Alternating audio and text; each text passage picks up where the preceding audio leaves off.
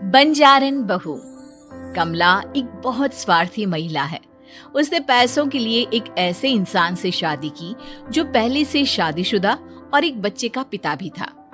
कमला के पति को मरे हुए एक अरसा बीत गया है। अब वो अपने सौतेले बेटे वैभव के साथ रहती है। वैभव के दिल में अपनी माँ को लेकर इतना डर है कि वो अपनी माँ के सामने एक शब्द नहीं बोल पाता। उसकी माँ जो कहती है उसको सर झुकाकर वही मानना पड़ता है। वैभव, तुमने अभी तक घर का काम क्यों नहीं किया? तुमसे कितनी बार कहा है कि सूरज निकलने से पहले तुम घर की साफ सफाई पूरी कर दिया करो। वैभव कुछ नहीं बोलता, चुपचाप सर झुकाए अपनी माँ की बात सुनता रहता है। तभी पास में खड़ा नौकर सुखराम कहता है, मालकिन, वैभव बाबा को रात से तेज बुखार है, इसलिए वो सुबह जल्दी उठ नहीं पाए। उनके बदले मैं घर की साफ सफाई कर देता हूँ। इसे कोई बुखार नहीं है। मैं इसे अच्छी तरह से जानती हूँ। ये सब काम न करने के बहाने हैं। सुखराम काका, बोल दो इसे, सारे घर का काम यही करेगा। और इससे समय पर अपना काम पूरा नहीं किया तो इससे आज का खाना भी नहीं मिलेगा। मगर मालकिन, वैभव बाबा की सच में ही तबीयत खराब है, आप एक बार देख तो लीजिए। कमला बिना कुछ बोले वहां से चली गई और बेचारा वैभव तेज बुखार में भी काम करता रहा। कमला वैभव की शादी एक ऐसी लड़की से कराना चाहती थी जो अनपढ़ हो और कमला से इसी तरह डरे जिस तरह वैभव डरता है, ताकि वैभव की सारी जायदाद और धन दौलत उसकी मुट्ठी में रहे। लेकिन आज के जमाने में ऐसी लड़की मिलना मुश्किल है। कमला कार में यही सब कुछ सोचती जा रही थी कि तभी रास्ते में, अरे ड्राइवर, तुमने कार क्यों रोक दी? और ये इतना शोर कैसा? मैडम, आगे कुछ बंजारों का खेल चल रहा है, इसलिए भीड़ लगी है। मैं अभी भीड़ को साइड में करवाकर कार निकालता हूँ। ड्राइवर भीड़ को साइड करके कार निकालने की कोशिश करने लगा कि तभी कमला की नजर रस्सी पर चल रही एक फुलवा नाम की बंजारन पर पड़ी।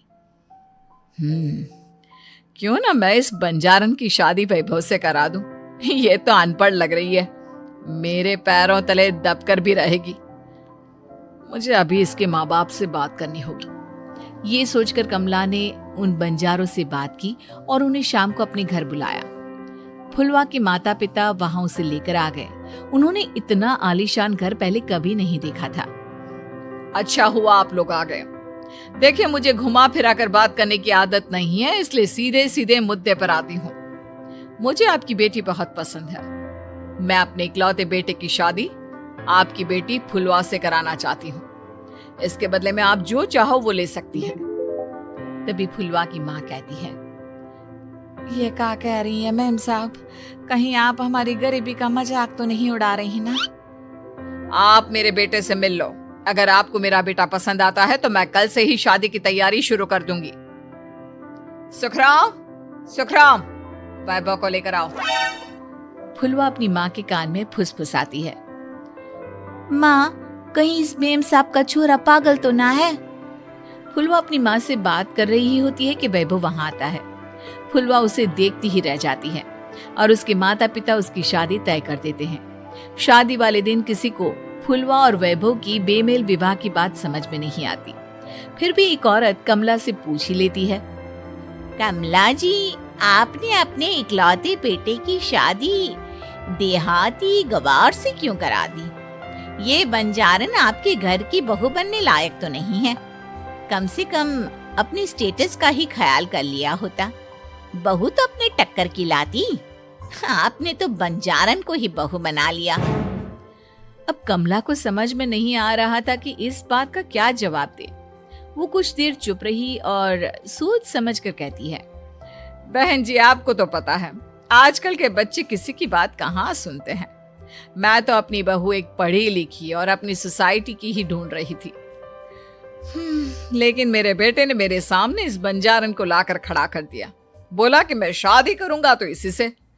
अब भला मैं क्या करती, मुझे अपने बेटे के सामने झुकना ही पड़ा। कमला की ये बातें सुखराम भी सुन रहा था। उसने ये सारी बातें वैभव को जाकर बता दी। काका, मैं तो फुलवा को जानता भी नहीं, फिर माँ मेरे बारे में झूठ क्यों कह रही है? अरे बेटा, तुम कितने भोले हो, तुम्हें कुछ भी नहीं पता। तुम्हारे पिता अपनी सारी संपत्ति तुम्हारे नाम करके गए हैं। तुम्हारी माँ नहीं चाहती कि यह संपत्ति तुम्हें मिले, इसलिए उन्होंने तुम्हारी अनपढ़ लड़की से शादी करवाई ताकि तुम्हारी तरह वो भी अपने हक के लिए आवाज ना उठा सके। सुखराम काका, मैं क्या करूं, आप ही बताओ। माँ के सामने आते ही मेरे हाथ पैर कांपने लगते हैं। मैं माँ को कुछ भी नहीं कह पाता। वे दोनों बात कर ही रहे थे कि अचानक कमला वहां गई। कमला को देखकर दोनों घबरा गए। तुम दोनों फिर कभी बातें कर लेना, अभी फेरों का समय हो गया है, चलो जल्दी आओ। इस तरह फुलवा और वैभव की शादी हो गई। अगले दिन कमला ने फुलवा को बुलाया और उसे नसीहत देने लगी। देख बंजारन, तुझे मैंने अपनी बहू बना तो लिया है, लेकिन तुझे इस घर में आँख कान मुंह बंद करके रहना होगा। घर का काम कर और अपने पति से मतलब रख, समझी? कमला का ऐसा रवैया फुलवा को बिल्कुल समझ में नहीं आया। उसने वैभव से इस बारे में बात की। सुनिए ना, माँ जी ने जिस तरह मुझसे बात की मुझे अच्छा नहीं लगा। शादी से पहले तो वो मुझसे बहुत अच्छे से बात कर रही थी, लेकिन शादी के बाद उन्हें क्या हो गया? तुम ज्यादा मत सोचो, जैसा माँ कहती है वैसा ही करो। ये कहकर वैभव वहां से चला गया। अगले दिन वैभव को घर के नौकरों की तरह काम करता देख फुलवा को बहुत हैरानी हुई। फुलवा ने इस बारे में सुखराम काका से बात की तो सुखराम काका ने फुलवा को सारी बात बता दी। अब फुलवा को समझ में आ गया कि उसकी सास ने एक बंजारन को बहू क्यों बनाया। एक दिन वैभव घर का काम कर रहा था, तभी उससे कांच की प्लेट टूट गई। किसने गिराई ये कांच की प्लेट? वैभव को वहां खड़ा देख कमला ने छड़ी से उसे मारना शुरू कर दिया।